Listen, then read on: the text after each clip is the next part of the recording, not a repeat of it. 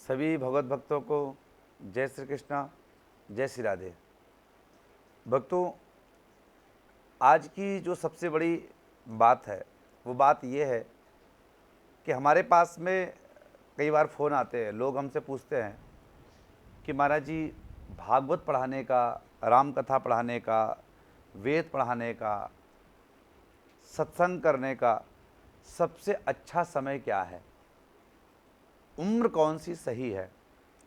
तो मैं उनको प्रेरणा देता हूँ कि 7 वर्ष के बाद में बालक 7 वर्ष का हो जाए और उसी के साथ में बालक को, हम तो कहते हैं कि प्रत्येक सनातन धर्मी को,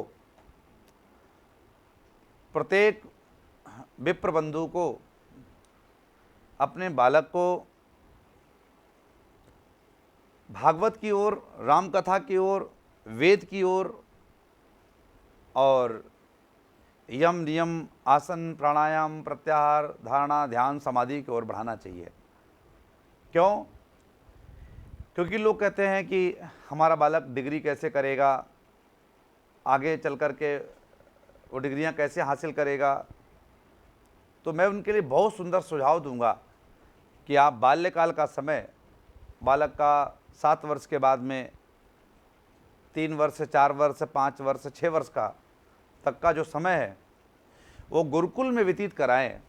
और गुरुकुल में व्यतीत कराने के साथ में बच्चे को, एक तो उसकी जड़ मजबूत हो जाएगी, बच्चा संस्कारवान हो जाएगा और उस बालक के अंदर भागवत का ज्ञान होगा, उस बालक के अंदर गीता का ज्ञान होगा, उस बालक के अंदर श्री रामचरितमानस का ज्ञान होगा और उस बालक के अंदर वेद का ज्ञान होगा।